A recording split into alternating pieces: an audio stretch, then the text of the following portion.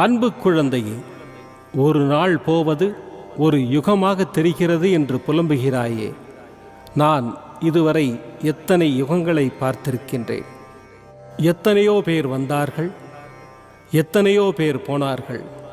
அவர்களில் பலர் இப்படித்தான் உன்னை போல புலம்பித் தவித்தார்கள். சிலர் மடிந்து போனார்கள், சிலர் எதிர்த்து போராடினார்கள். எல்லாம் முடிந்து அவர்கள் வேறு ஜென்மம் எடுத்து கழித்தார்கள்.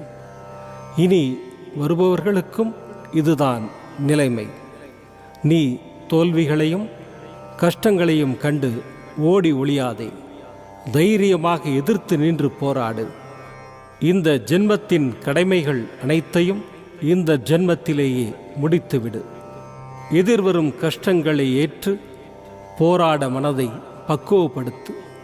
முடியாத போதெல்லாம்